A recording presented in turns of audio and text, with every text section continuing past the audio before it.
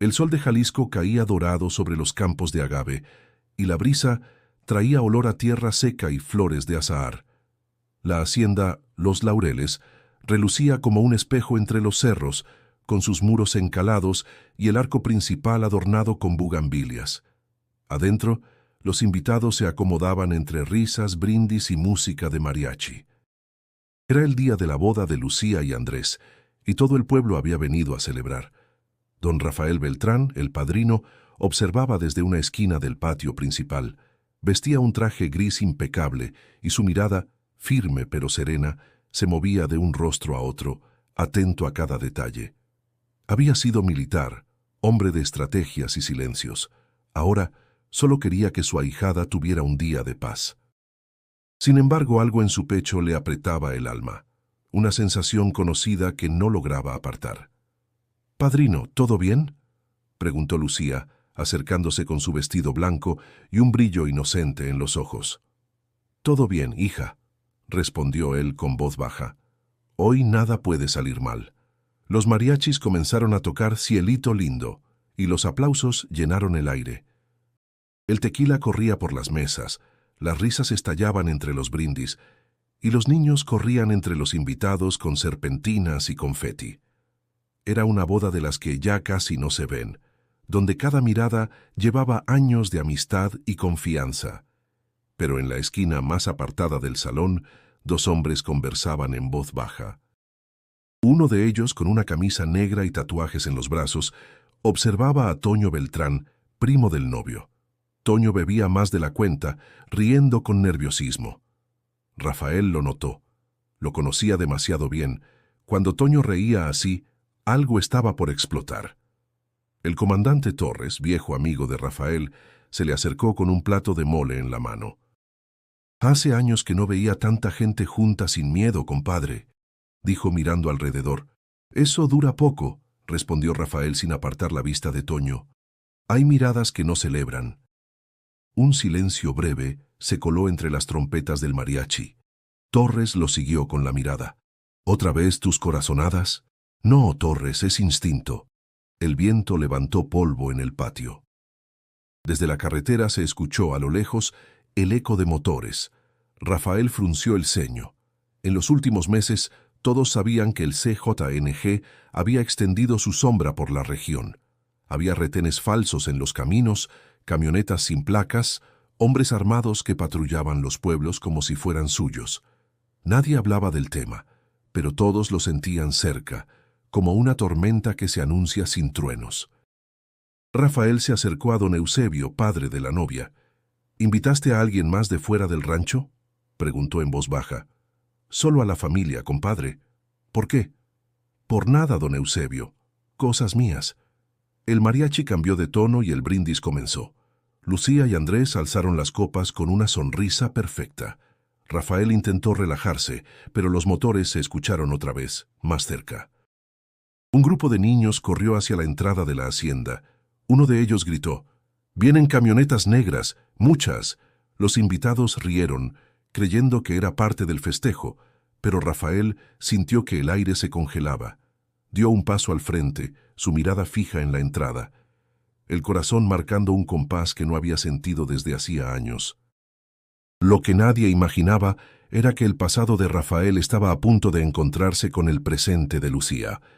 Y antes de seguir con la historia, recuerda suscribirte al canal para no perderte lo que viene, porque lo que estaba por suceder en Los Laureles cambiaría la vida de todos para siempre. El mariachi seguía tocando, pero Rafael ya no escuchaba la música. Solo el rugido de los motores acercándose. El bullicio en la hacienda continuaba, pero una sensación extraña flotaba en el aire, como si el calor del mediodía trajera consigo un silencio oculto. Rafael Beltrán se mantenía cerca del arco principal, observando. A su alrededor los invitados seguían riendo, ajenos a la inquietud que crecía en su interior. El mariachi interpretaba el son de la negra, y los aplausos se mezclaban con el tintinear de las copas. Todo parecía normal, pero Rafael sabía leer lo que otros no veían.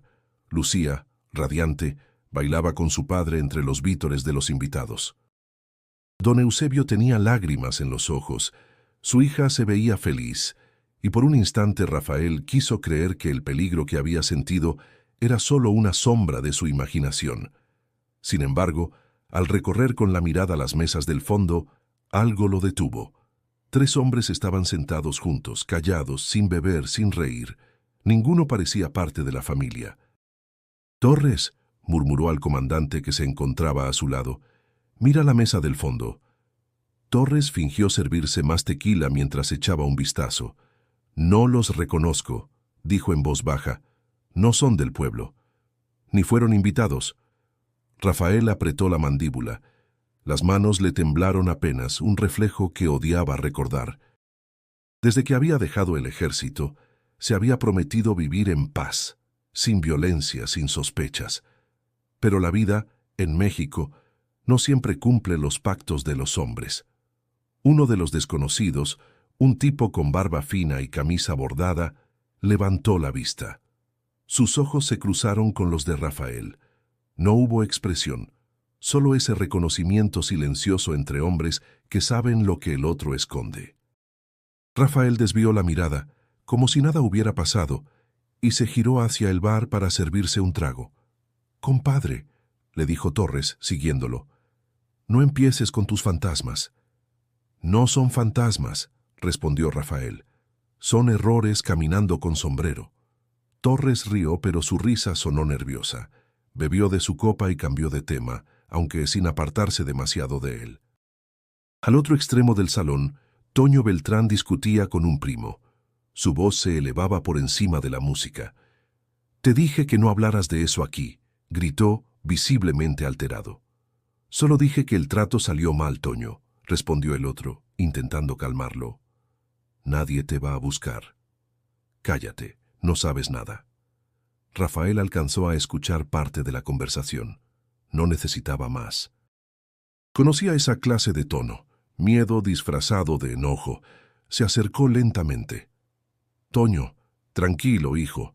Hoy es día de celebrar, no de discutir». El joven lo miró, tratando de mantener la compostura. «Sí, padrino, es solo el tequila. Ya sabe». Rafael lo sostuvo con una mano en el hombro. «Más te vale que así sea». Lucía pasó cerca, riendo con un grupo de amigas. «Padrino, venga a bailar», gritó ella entre risas. Él fingió una sonrisa. «En un rato, hija, vigilo que nadie se robe la botella de mezcal». Torres lo observó con una mezcla de resignación y respeto. Nunca puedes dejar de cuidar, ¿verdad? Cuando uno ha visto caer a los suyos, ya no aprende a confiar del todo. El sol comenzaba a bajar, tiñendo el cielo de un naranja ardiente. El aire olía a tierra caliente y carne asada. Las guitarras seguían, las voces subían, y la hacienda parecía un retrato de felicidad. Sin embargo, Rafael no se engañaba. Había algo en la mirada de esos 3 hombres que no encajaba. Uno de ellos sacó discretamente un celular del bolsillo. Marcó un número y se levantó, saliendo del salón sin mirar atrás. Rafael lo siguió con los ojos hasta que desapareció por el portón. Entonces, sin saber por qué, supo que el peligro que había temido en la mañana no era producto de su mente. Era real, y ya estaba dentro de Los Laureles. Rafael respiró hondo y murmuró para sí mismo: «Ojalá me equivoque, pero algo viene». Y el eco de esa frase quedó suspendido, justo antes de que el mariachi callara por un instante, como si también presintiera lo que estaba por llegar. La música se apagó por un instante y el murmullo de los invitados llenó el vacío. Rafael Beltrán se apartó del bullicio y caminó hacia el corredor lateral de la hacienda. Necesitaba aire. Desde allí podía ver los campos de agave extendiéndose hasta perderse en el horizonte, como una alfombra verde bajo el sol poniente. La brisa traía el olor a polvo y mezcal, un olor que le recordaba otros días, otros lugares. Cerró los ojos, y el pasado regresó con la fuerza de una herida abierta. Habían pasado casi 20 años desde aquella misión en Michoacán. Rafael era entonces capitán del ejército. Le habían ordenado intervenir en un enfrentamiento entre grupos armados. Protección de civiles, decían los superiores, pero todos sabían que se trataba de limpiar el terreno para un político. Las balas silbaban sobre las casas de adobe, los niños lloraban en las calles, y los hombres disparaban desde los techos sin saber siquiera a quién. Entre el ruido y el humo, Rafael había perdido algo más que compañeros. Había perdido a su hijo. Miguel, de apenas 20 años, había insistido en acompañarlo, decidido a seguir sus pasos. Pero una bala sin nombre, de esas que no respetan rango ni destino, lo alcanzó en el pecho. Rafael lo sostuvo entre sus brazos, sintiendo cómo se le escapaba la vida. Desde entonces, el eco de aquel disparo nunca lo abandonó. Torres había estado allí también, testigo del infierno. «No fue tu culpa», solía repetirle cada vez que lo veía dudar. Pero Rafael sabía que lo fue. Él había aceptado esa operación. Él había llevado a su hijo. Desde ese día, juró no volver a levantar un arma. «El que dispara pierde siempre», se decía, aunque a veces dudaba si lo decía por convicción o por castigo. El ruido de la boda volvió a alcanzarlo. Escuchó el eco de las risas, el tintinear de los platos, y pensó en Lucía. Ella era lo más parecido a una hija que le quedaba. Desde niña lo había seguido a todas partes, pidiéndole historias de soldados y héroes. Rafael le contaba las menos sangrientas, inventando finales felices para que no conociera la oscuridad del mundo. Ahora, al verla casarse, solo deseaba que nunca tuviera que entender lo que él sabía sobre el miedo. El comandante Torres apareció detrás de él, sosteniendo 2 copas. «Siempre te pierdes cuando la fiesta está buena», dijo entregándole una. Rafael sonrió apenas. Necesitaba un respiro. «Sigues pensando en aquellos años». «Uno nunca deja de hacerlo», respondió.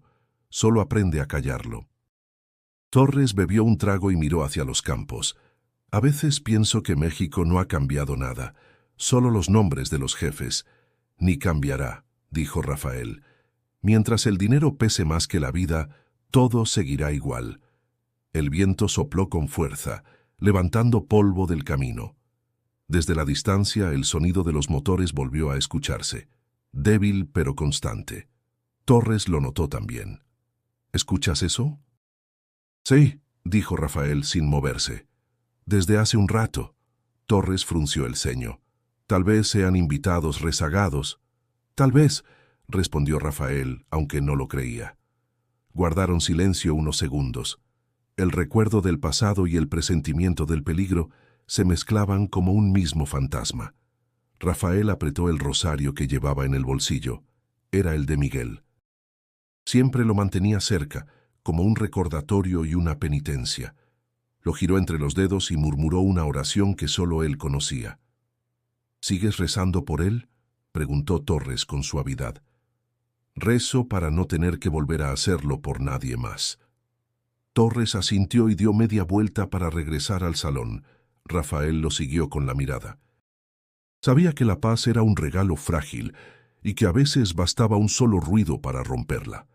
Volvió a mirar hacia la carretera. Los motores se habían silenciado. Pero el silencio, pensó, puede ser más peligroso que el ruido. Y por primera vez en muchos años, Rafael sintió que el pasado estaba regresando, paso a paso, directo hacia él. El sol comenzaba a esconderse detrás de los cerros, tiñendo de rojo las nubes. La hacienda Los Laureles seguía envuelta en risas, música y el aroma a carne asada. Pero Rafael Beltrán no disfrutaba del momento. Desde el corredor, sus ojos seguían fijos en el camino que llevaba al portón principal. El silencio del viento traía un sonido que se repetía, cada vez más claro. Motores. Torres se le acercó, ajustándose la gorra. «¿Sigues escuchando lo mismo?»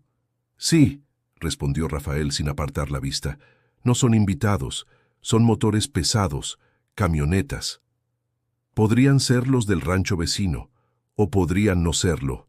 El comandante bajó el tono. «¿Crees que sean ellos?» Rafael asintió apenas. «El CJNG no perdona deudas, y Toño ha jugado con fuego». Torres soltó una maldición entre dientes. «¿Y el novio sabe algo de eso?» «Andrés no, Lucía menos. Pero Toño, ese muchacho trae el infierno detrás». El sonido se hizo más nítido. Eran varios motores, avanzando despacio por el camino de tierra. Rafael respiró hondo, intentando mantener la calma. Caminó hacia el interior del salón, donde la banda de mariachi seguía tocando con alegría. Las guitarras y trompetas cubrían cualquier señal de peligro. Lucía bailaba con su marido en el centro, sonriendo como si el mundo fuera solo suyo. Rafael los observó por un instante. Aquella inocencia le dolía. Nadie en ese salón sabía lo que se acercaba. «Torres», dijo sin levantar la voz, «cierra la entrada del estacionamiento. Que nadie salga ni entre sin mi orden. Y si preguntan por qué, diles que es tradición del padrino mantener el control del brindis final, que no quiero interrupciones». Torres obedeció sin discutir. Rafael caminó entre las mesas, saludando, fingiendo sonreír, pero cada gesto suyo tenía un propósito. Se aseguraba de saber dónde estaba cada miembro de la familia, cada salida, cada rincón útil. Un invitado se le acercó con una copa. «Padrino». «Un trago por los novios». Rafael levantó su vaso, brindó y lo bebió sin dudar. En su interior, la tensión crecía, pero en su rostro no se notaba. Desde el fondo del patio, uno de los niños gritó: «¡Mamá! ¡Vienen carros grandes!». Las conversaciones se detuvieron por un instante. Los músicos se miraron entre sí, sin saber si seguir tocando. Rafael caminó hasta la entrada, despacio, con paso firme. Desde el portón pudo ver el polvo levantarse en el camino. Eran 3 camionetas negras, sin placas. Avanzaban despacio, como si disfrutaran del silencio que dejaban a su paso. El rugido de los motores se volvió un zumbido constante. «Ya llegaron», murmuró Torres a su lado.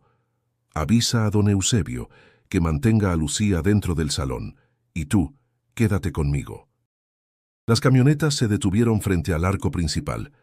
Las puertas se abrieron y bajaron varios hombres vestidos con ropa casual, pero con esa rigidez que delata a quien está acostumbrado a portar armas. No las mostraban, pero se intuían.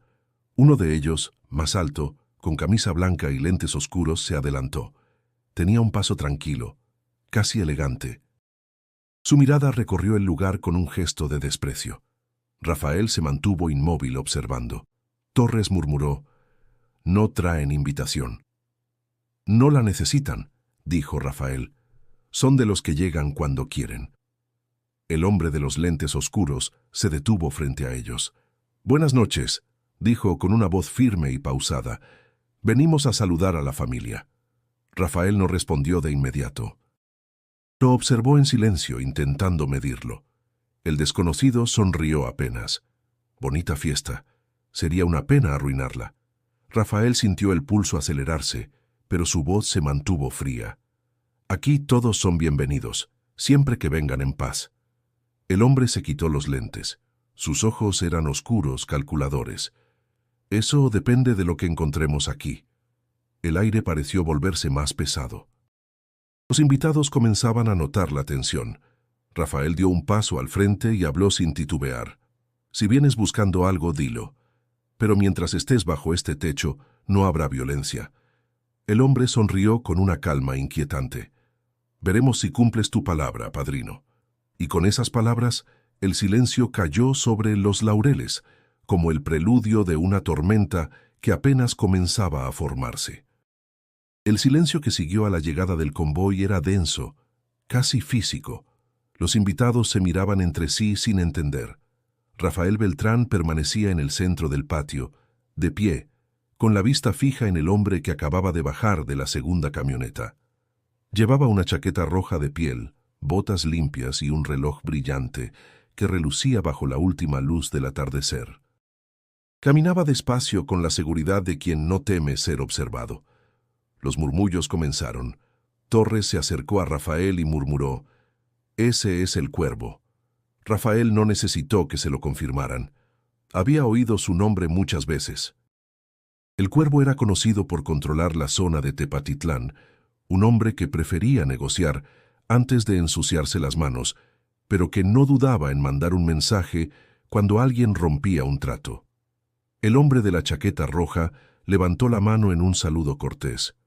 «Buenas noches, familia», dijo con voz firme.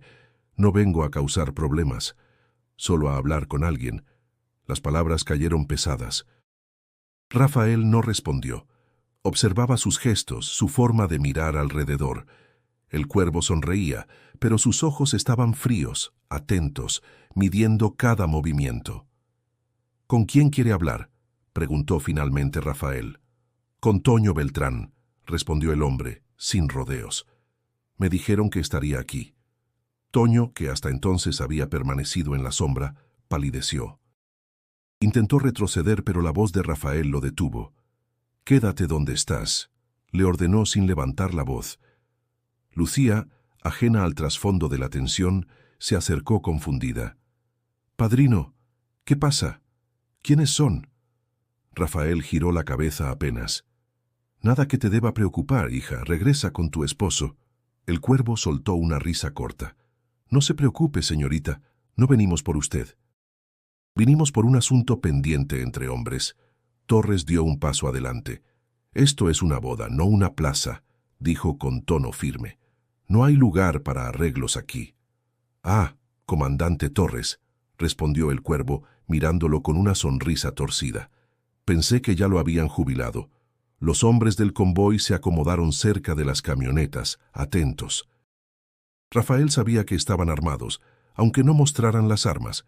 En el aire se sentía el peso del peligro, esa electricidad previa al desastre. Rafael respiró hondo y habló con voz firme. «Aquí no se viene a intimidar.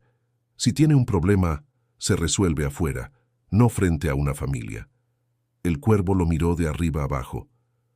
«¿Usted es el padrino?» «Sí». «Entonces entenderá lo que es la lealtad». «Un padrino protege a los suyos, ¿no? Pues yo también. Y cuando alguien traiciona, debe pagar». Sus palabras resonaron como sentencia.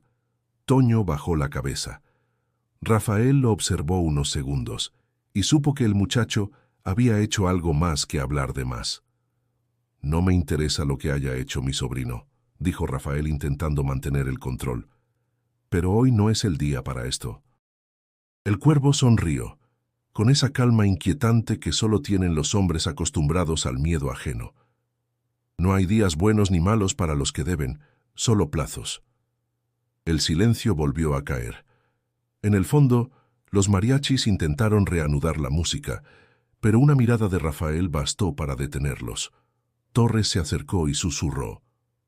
«Tenemos que sacarlos de aquí antes de que esto empeore». «Si intentamos movernos, dispararán», respondió Rafael. «Hay que mantener la calma». El cuervo dio un paso más. «Solo quiero hablar con Toño. Nadie más tiene que salir lastimado». Rafael lo miró fijamente. «Si quiere hablar, lo hará conmigo». Los ojos de ambos se encontraron duros, sin parpadear. Por un momento, el ruido del mundo desapareció.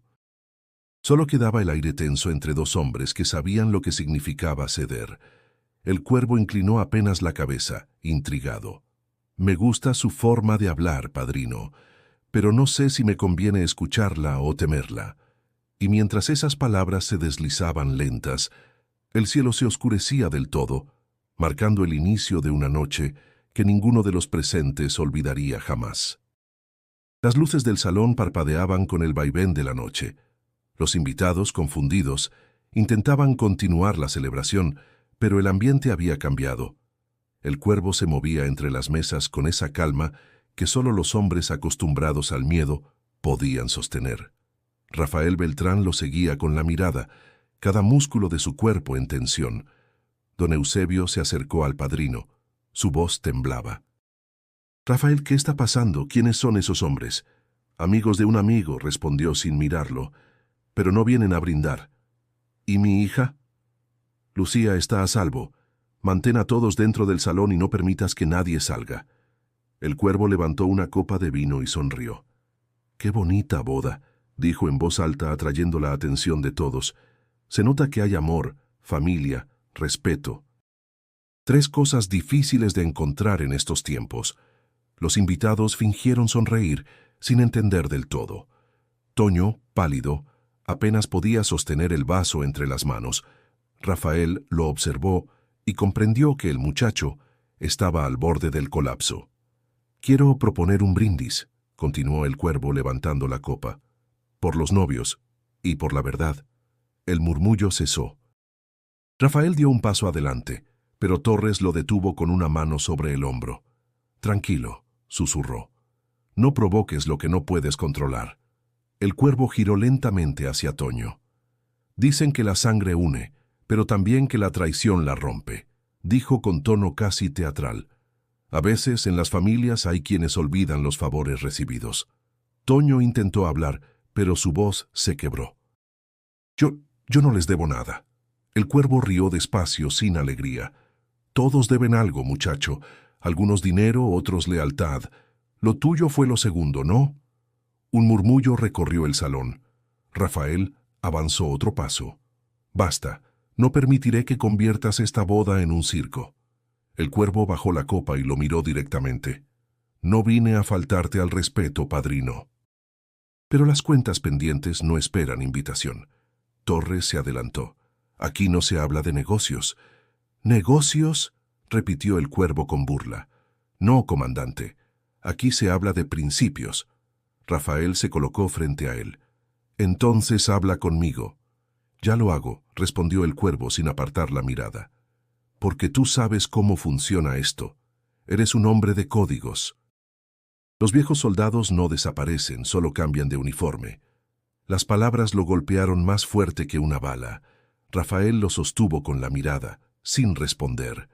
El cuervo lo sabía todo, o al menos lo suficiente. Lucía se acercó, confundida y temerosa. «Padrino, ¿qué pasa?» Rafael la tomó del brazo con suavidad. «Ve con tu madre, hija. No hagas preguntas». El cuervo sonrió. «Bonita muchacha. Ojalá su noche no termine en llanto». Entonces, sin previo aviso, uno de sus hombres disparó al aire. El estruendo hizo eco entre las paredes y los gritos estallaron. Las copas se rompieron. Los músicos soltaron sus instrumentos. «¡Basta!», rugió Rafael, con una voz que imponía respeto y miedo a la vez. El cuervo levantó la mano, ordenando silencio. «Tranquilos, nadie ha muerto. Todavía. Solo vine a hablar». Rafael respiró hondo. «Si lo que buscas es a Toño, habla conmigo». «¿Por qué? ¿Vas a protegerlo?» «Sí», dijo sin dudar, «porque es mi familia». El cuervo lo observó un instante largo, como si midiera el peso de esas palabras. Luego sonrió con un gesto que no era del todo humano. «Entonces será interesante ver hasta dónde llega esa protección». Rafael no respondió. Sabía que esa conversación apenas comenzaba. El aire se llenó de un silencio espeso y todos comprendieron que la boda, esa noche, ya no sería un recuerdo de alegría, sino el principio de algo que nadie estaba preparado para enfrentar. El mariachi, tembloroso, intentó reanudar la música, pero Rafael levantó la mano. «No, que se escuche el silencio». Y en medio de ese silencio, el miedo tomó asiento entre los invitados sin intención de irse. Parte 7. La negociación. 666 palabras. El cuervo dejó la copa sobre la mesa, con un leve golpe que bastó para hacer callar a todos. La tensión era tan espesa que se podía sentir en el aire. Rafael Beltrán no apartaba la vista de él. Sabía que cada palabra mal dicha podía ser una chispa sobre pólvora seca. «Dijiste que venías a hablar», rompió el silencio Rafael. «Entonces habla». El cuervo sonrió con esa calma inquietante de quien se sabe en ventaja. «Mi gente y yo no queremos sangre, padrino, solo justicia. Ese hombre», señaló a Toño con un gesto suave, casi elegante, «se llevó algo que no le pertenecía. No dinero, sino confianza». Toño, temblando, negó con la cabeza. «Yo no hice nada». «Juro que no». «Todos juran», respondió el cuervo, «pero la verdad no necesita juramentos». Torres se movió ligeramente, buscando posición. Rafael lo notó. «Quieto, comandante», le advirtió con voz baja. «No quiero más ruido del necesario». Rafael dio un paso hacia el cuervo. «Escúchame bien, este no es tu terreno. Aquí hay familias, niños, mujeres. Si quieres arreglar cuentas, lo haces conmigo». «¿Contigo?», repitió el cuervo divertido. «¿Qué tienes que ver con esto, viejo soldado?» Tengo que ver con todos los que están bajo este techo. Por un instante, el silencio volvió. Afuera, los grillos comenzaban su canto, y el viento traía olor a polvo. El cuervo observó alrededor, analizando el miedo en los rostros. Luego volvió a mirar a Rafael. «Eres valiente», dijo, «pero también inteligente. Sabes que si quisiera bastaría una llamada y nadie saldría de aquí. Entonces llámala», replicó Rafael con voz firme. «Pero si lo haces, tendrás que mirarme a los ojos mientras mueres». Torres cerró los puños. El cuervo lo miró con una mezcla de sorpresa y respeto. «Te han contado historias sobre mí», dijo despacio, «pero parece que también hay historias sobre ti». Lucía apareció detrás de don Eusebio, pálida, asustada. «Papá, ¿por qué hay armas?», preguntó en voz baja. «Shh, hija», dijo Eusebio, «todo está bien». El cuervo la vio y bajó ligeramente la voz. «No vine a lastimar a nadie, de verdad, pero cuando alguien roba debe pagar. Es la única forma en que este mundo sigue funcionando». Rafael cruzó los brazos. «¿Y qué robó Toño?». «Una entrega. 2 camionetas con mercancía. Dijo que las traía para nosotros, pero desaparecieron en el camino, y ahora nadie sabe dónde están». Toño dio un paso al frente. «No fueron las camionetas, cuervo. Fue tu gente. Me tendieron una trampa. Yo solo seguí órdenes». El cuervo lo observó un largo momento, sin decir palabra. Luego se acercó, despacio, hasta quedar frente a él. «¿Me estás llamando mentiroso?», susurró. Toño bajó la mirada. Rafael intervino de inmediato. «Basta. No permitiré que sigas con tu teatro. Este no es tu lugar». «Ni el tuyo», respondió el cuervo. «Pero te respeto. Eres de los pocos que aún miran de frente».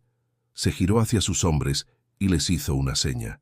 Ellos bajaron ligeramente las manos, relajando la tensión. «Te daré una hora, padrino», dijo finalmente. «Si Toño me dice la verdad, me voy. Si no, me lo llevo». Rafael lo miró fijo.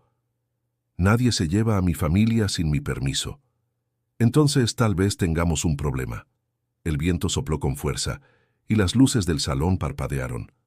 Rafael mantuvo la calma. «Dame esa hora y te aseguro que tendrás lo que buscas». El cuervo asintió lentamente. «1 hora. Pero si me engañas, no quedará ni el recuerdo de esta boda». Rafael extendió la mano. «Trato hecho». El cuervo la estrechó, sonriendo con una frialdad que helaba la sangre. «Tienes 60 minutos, padrino, que valgan la pena». Y mientras se alejaba hacia la entrada, Rafael sintió que el reloj comenzaba a correr, marcando cada segundo de una cuenta regresiva imposible. Rafael Beltrán caminaba con paso firme por el pasillo que conectaba el salón principal con la cocina. El eco de sus botas se mezclaba con el murmullo distante de los invitados, que ahora hablaban en susurros, intentando entender lo que estaba ocurriendo. Torres lo seguía, atento, con la mano cerca del cinturón. Sabían que el reloj corría y que cualquier error podía costar vidas.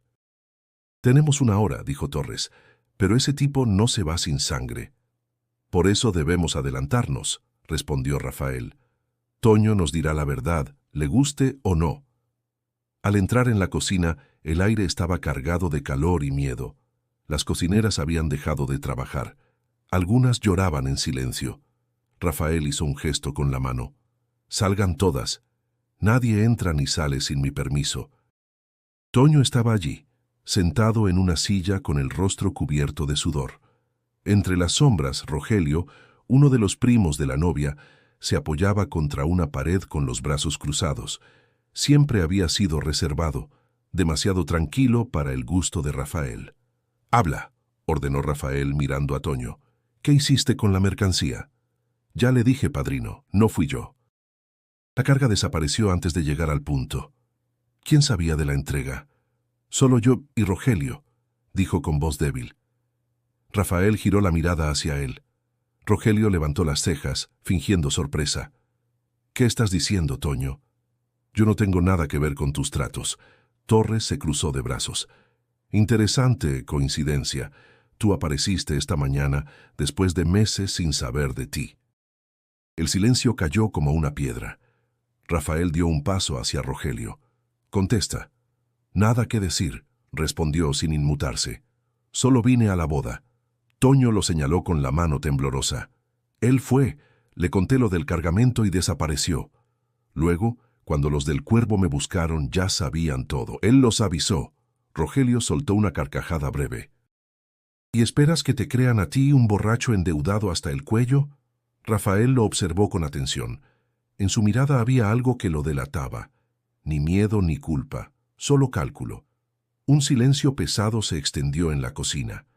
Rafael habló despacio, con tono bajo. «Cuando un hombre miente, respira distinto, y tú llevas conteniendo el aire desde que entré». Rogelio lo miró, tenso. «No me vengas con tus cuentos de soldado, viejo, aquí nadie manda». Rafael sonrió apenas. «Yo no mando, solo escucho». Un leve zumbido sonó. Rafael lo reconoció al instante, un teléfono vibrando. Torres se adelantó y lo arrebató del bolsillo de Rogelio. En la pantalla aparecía un mensaje. «El Cuervo pregunta si ya está hecho». La mirada de todos se clavó en él. Rogelio intentó hablar, pero Rafael lo interrumpió. «Así que eras tú». Torres apretó el puño. «Maldito traidor». Rogelio retrocedió hasta chocar con la pared. «No entienden», dijo con voz quebrada. «No tenía opción, me amenazaron. Si no les decía dónde sería la boda, matarían a mi familia. Y para salvar a los tuyos, vendiste a los míos», respondió Rafael sin alzar la voz. Torres lo sujetó del cuello de la camisa. «¿Qué más les dijiste?» «Solo que Toño estaría aquí. Nada más, lo juro». Rafael se giró hacia Torres. «Suéltalo, ya no importa». Torres obedeció, pero sus ojos ardían de rabia. Rafael respiró hondo y miró a Toño. «No hay tiempo. Ellos saben que no conseguirán respuestas. Vendrán por ti». Toño tembló. «¿Qué hacemos, padrino?» «Protegemos a los nuestros». Rafael caminó hacia un armario viejo al fondo de la cocina. Lo abrió con una llave que llevaba colgada del cuello. Dentro, envuelto en una manta, había un maletín metálico. Lo colocó sobre la mesa y lo abrió con cuidado. Torres lo miró en silencio. Dentro descansaba una pistola vieja limpia con el brillo de quien ha esperado demasiado tiempo. Rafael pasó el dedo sobre el metal y murmuró: «Dije que no volvería a usarla, pero hay promesas que se rompen cuando la familia está en juego». Y mientras el reloj marcaba el paso del tiempo, supo que la paz había terminado. El reloj marcaba los últimos minutos de la tregua. Afuera, los grillos cantaban con un ritmo ajeno al miedo, y dentro de la hacienda Los Laureles, el silencio era una losa pesada sobre todos.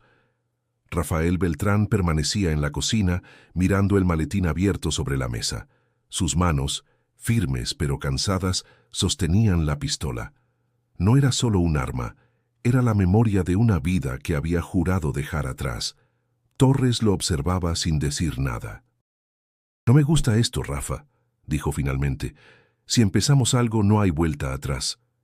«No empezamos nada, compadre», respondió Rafael.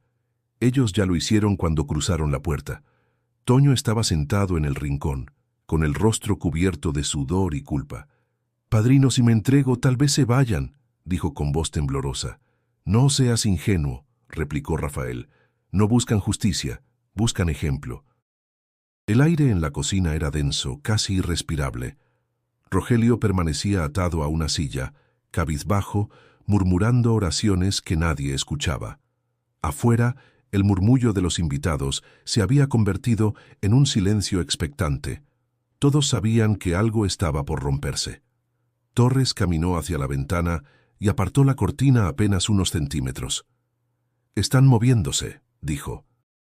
«Los del Cuervo se han dispersado por el patio. Están cubriendo salidas». Rafael asintió. «Sabían que no íbamos a entregar a Toño». Guardó el arma en la parte interna del saco. «Quiero que saques a la familia por la cocina trasera», ordenó. «Llévalos a la capilla. Nadie sospechará de un lugar santo». «¿Y tú?», preguntó Torres. «Yo me quedo». El comandante lo miró fijamente. «Eso no es valentía, es suicidio». «No», dijo Rafael, «es deber».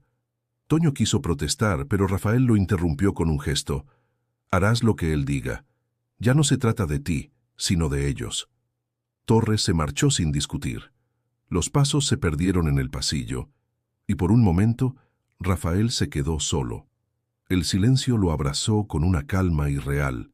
Entonces respiró hondo y cerró los ojos. En su mente, la voz de su hijo Miguel volvió a sonar como un eco del pasado. «Papá, algún día la guerra te va a buscar de nuevo». El sonido de una puerta al abrirse lo trajo de regreso. Uno de los hombres del Cuervo apareció en la entrada con el arma desenfundada. Lo siguieron dos más. «El jefe dice que se acabó el tiempo», anunció el primero. Rafael no contestó. «Entreguen al muchacho y nadie sale lastimado», continuó el hombre. «No queremos problemas». Rogelio, aún atado, levantó la voz. «Fue Toño. Entréguenlo y váyanse». Rafael lo miró sin emoción. «Cállate», dijo con una calma que heló el aire. El hombre del arma dio un paso más. «Última oportunidad, viejo». Rafael alzó las manos despacio, como si fuera a rendirse. «Tienen razón», dijo. «Ya es hora». Entonces, con un movimiento seco, desenfundó el arma del saco. El primer disparo resonó como un trueno dentro de la cocina. El hombre cayó sin un grito. Los otros dos reaccionaron al instante, pero Rafael ya se había movido hacia la pared. El ruido se expandió, confundiendo a los del patio. Torres regresó corriendo desde el pasillo. «¡Maldita sea, Rafael! ¿Qué hiciste?» «Lo que debía», respondió. Ya no hay marcha atrás. Afuera se escucharon gritos y el eco de más disparos. Los invitados comenzaron a correr desesperados. Rafael se acercó a Torres. «Saca a Lucía. No dejes que la toquen». «¿Y tú?» «Voy a distraerlos». El comandante dudó unos segundos, pero finalmente asintió. Rafael se quedó en la penumbra, respirando hondo. La adrenalina lo mantenía en pie, pero en el fondo sabía que aquella noche no terminaría bien. El eco del disparo seguía resonando en su cabeza, como un presagio. Había roto su juramento. Había vuelto a ser el soldado que juró enterrar. Y mientras el humo de la pólvora llenaba el aire, supo que la verdadera guerra apenas comenzaba. El eco del disparo seguía vibrando en los muros de la hacienda. El silencio posterior duró apenas unos segundos antes de que se desatara el caos.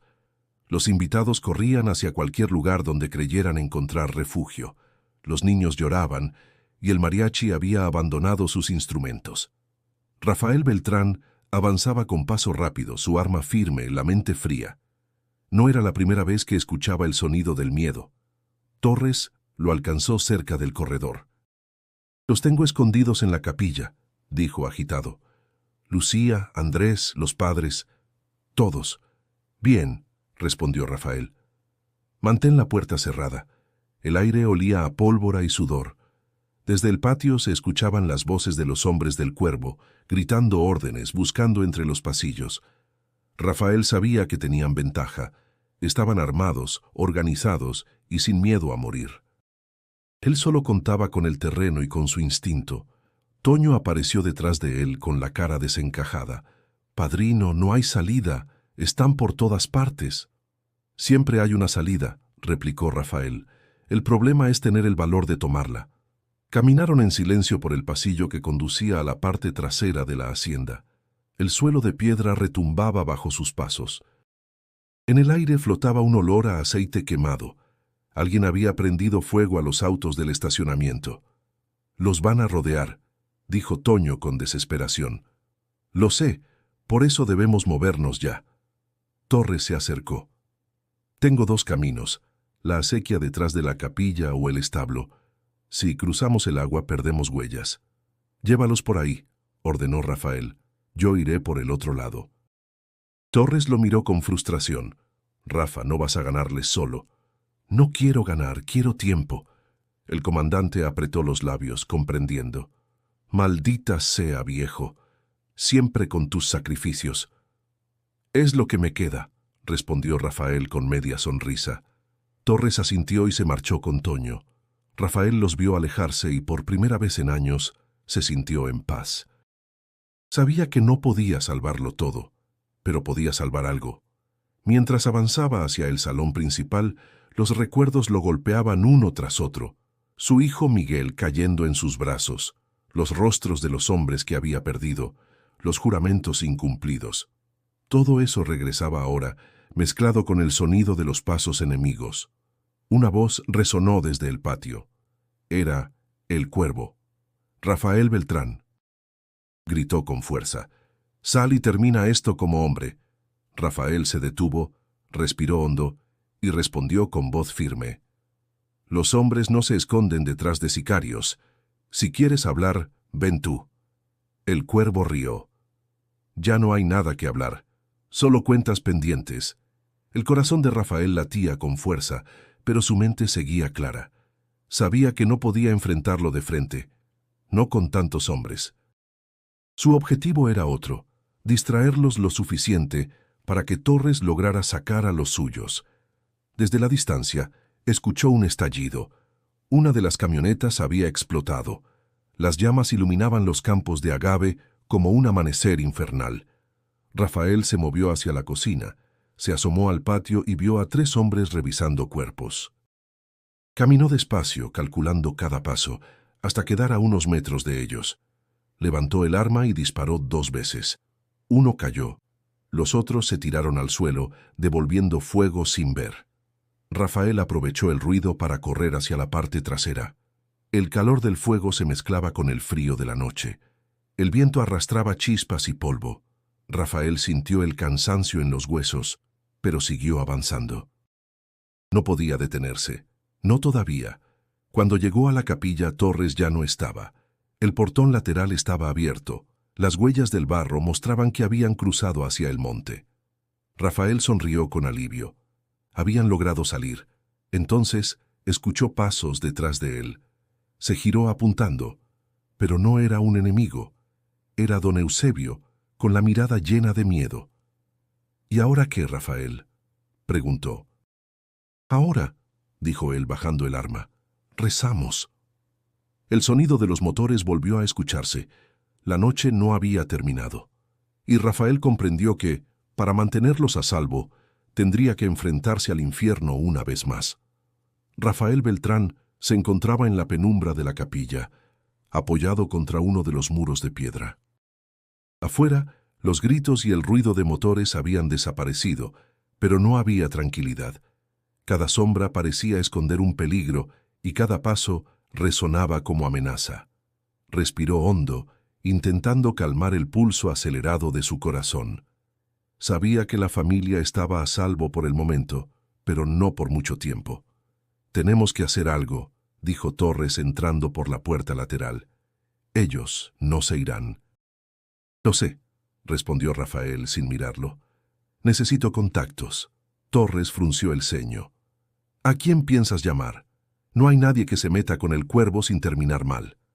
«Hay alguien que todavía confía en mí», dijo Rafael, sacando su teléfono antiguo del bolsillo. Un viejo compañero del ejército. Sacó el aparato y marcó el número con dedos temblorosos pero firmes.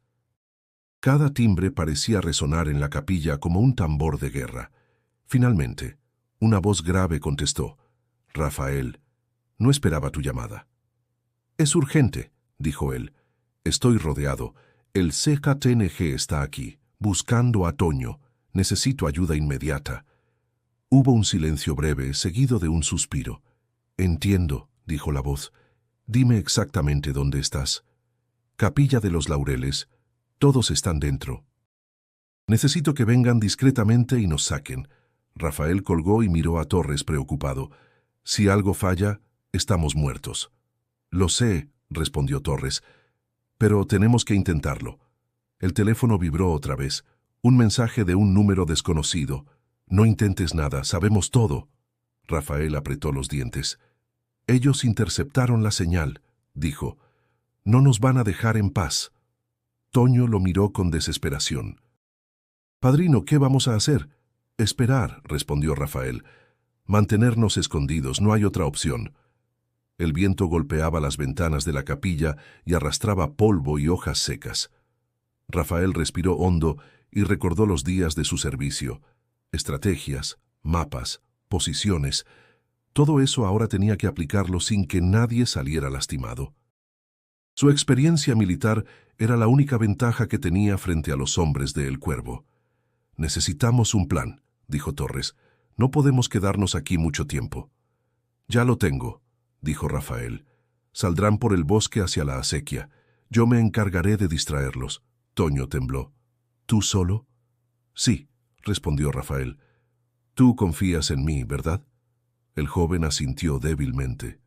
«Siempre, padrino». Rafael guardó el teléfono y respiró profundo.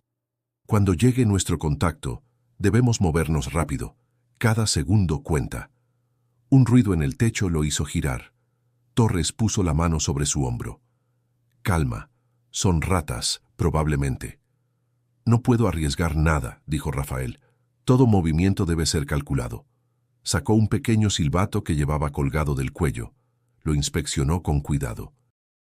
«Si algo sale mal, usaré esto para avisar. No quiero disparar primero, pero si es necesario...» Dejando la frase incompleta, pero todos entendieron la intención. El tiempo pasó lento. Cada minuto parecía una eternidad. Rafael revisó el maletín que había dejado antes. La pistola, municiones, todo listo. Sabía que no habría segundas oportunidades. De repente, el sonido de un vehículo acercándose suavemente llegó hasta la capilla. Rafael levantó la mano y señaló a todos que se mantuvieran quietos. El vehículo se detuvo cerca de la puerta trasera. Una figura descendió con sigilo, uniforme oscuro, rostro cubierto parcialmente. Rafael respiró hondo. «Es ahora», susurró. «Mantengan la calma». Toño asintió, con los ojos llenos de miedo pero también de confianza. Torres apretó los dientes, listo para cualquier eventualidad. La noche estaba lejos de terminar y Rafael sabía que la siguiente media hora decidiría el destino de todos. Cada movimiento tendría que ser perfecto. El CJNG no perdona errores, y él estaba listo para enfrentar lo que viniera, por su familia, por los suyos. El sonido del motor se desvanecía en la distancia mientras la figura del contacto militar se perdía entre los árboles. Rafael observaba con atención cómo Torres y los demás comenzaban a avanzar entre la maleza, guiando a Lucía, Andrés, don Eusebio y Toño por el camino más seguro hacia la libertad. No hubo palabras de despedida, solo miradas que decían todo: gratitud, miedo y una promesa silenciosa de sobrevivir. Rafael esperó unos segundos más antes de girarse. No podía ir con ellos, no debía. Su lugar estaba atrás, enfrentando al enemigo, ganando tiempo. Si los hombres del Cuervo notaban la huida, irían tras ellos sin dudar, y él era el único que podía evitarlo. Caminó despacio por el sendero de tierra hasta volver a los límites de la hacienda. El fuego de los vehículos aún humeaba, y el aire olía a aceite quemado y pólvora vieja. El cielo era una cúpula oscura sin luna, apenas salpicada por algunas estrellas. Rafael, cubierto de polvo y con la camisa empapada en sudor, se detuvo frente al portón principal. «Estoy aquí», gritó con voz firme. «El padrino está de vuelta». Desde el interior, un par de hombres se asomaron con las armas listas. Uno de ellos habló por radio. Segundos después, el Cuervo salió del salón. Caminó con paso sereno, su chaqueta roja ahora manchada por la ceniza flotante. «Pensé que habías huido como todos», dijo con desprecio. «Nunca huyo de lo que es mío», respondió Rafael. «Esta hacienda, esta gente, esta tierra, todo eso me pertenece aunque no tenga papeles». El Cuervo rió con una mueca torcida. «Te admiro, viejo. Tienes agallas, pero eso no cambia los hechos. Toño sigue debiéndome. Toño ya no está aquí». «Lo sé», dijo el Cuervo con calma. «Tus amigos del ejército lo sacaron, ¿no?» «Muy sutil». Rafael apretó la mandíbula. «No es asunto tuyo». «Todo es asunto mío cuando alguien me roba». Los hombres del Cuervo comenzaban a rodearlo. Rafael notó cada movimiento. Sabía que el final se acercaba. «Tienes dos opciones», dijo el Cuervo. «Te apartas y me dejas terminar lo que vine a hacer, o mueres con esa estúpida idea de honor». «¿Sabes qué aprendí en la guerra?», preguntó Rafael. «Que hay enemigos que no se vencen con balas. sino con tiempo. Y ya perdiste demasiado. El cuervo entrecerró los ojos. ¿Qué significa eso? Que mientras hablamos, los tuyos buscan a fantasmas.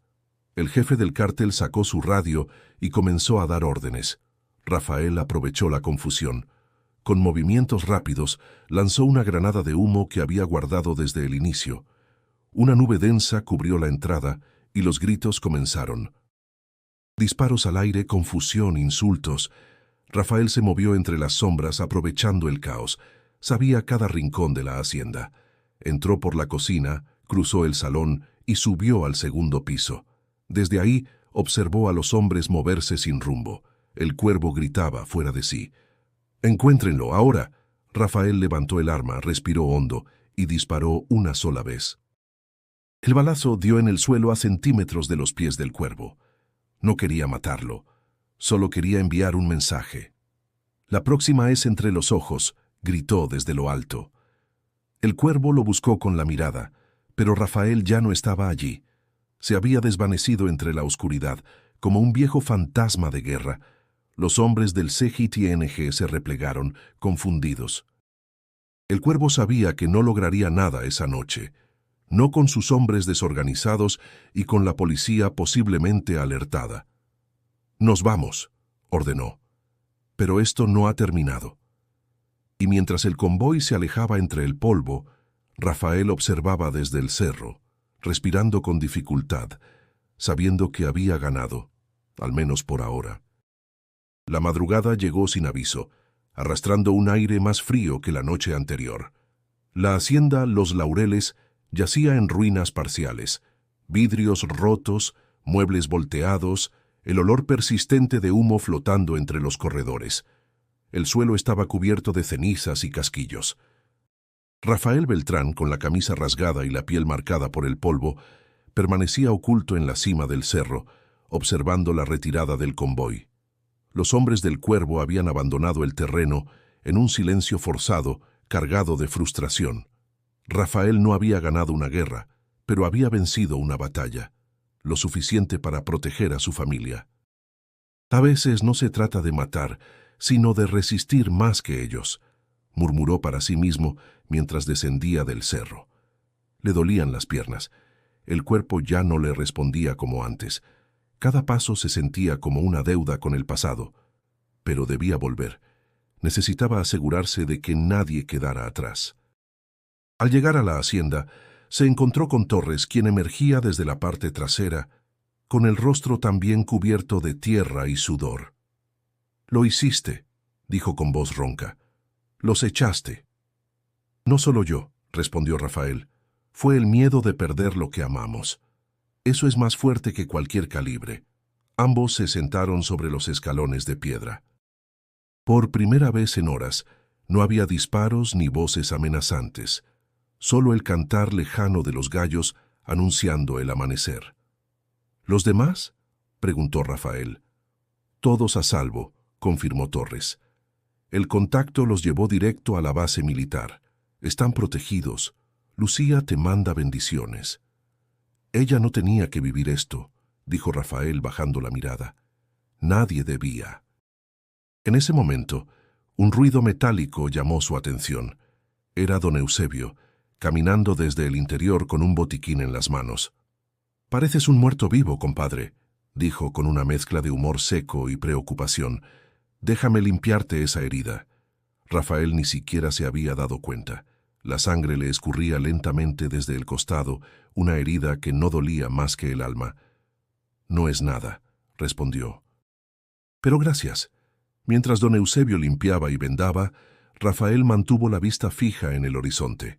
Las primeras luces del día pintaban el cielo de un naranja sucio, cubierto aún por nubes de humo. «¿Y si regresan?», preguntó Torres. «Regresarán», respondió Rafael sin titubear. «No son de los que olvidan». «Entonces, ¿qué haremos?». «Lo que siempre se hace en este país, aguantar». Pero ahora saben que no les será fácil. El silencio volvió a cubrirlos. Solo se escuchaban los pájaros despertando y el crujido de la madera quemada bajo los pasos. «¿Te vas a quedar?», preguntó don Eusebio. «Por ahora sí. No se abandona una tierra que se ha defendido con sangre. Torres lo miró con respeto. No sé cuántas veces más podrás hacer esto, viejo. Ni yo, respondió Rafael con una sonrisa cansada. Pero mientras pueda levantarme, lo haré.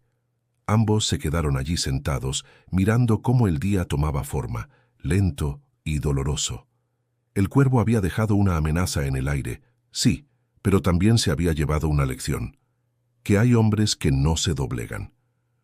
Y mientras las campanas de la capilla comenzaban a sonar a lo lejos, anunciando la primera misa del día, Rafael Beltrán cerró los ojos y agradeció en silencio.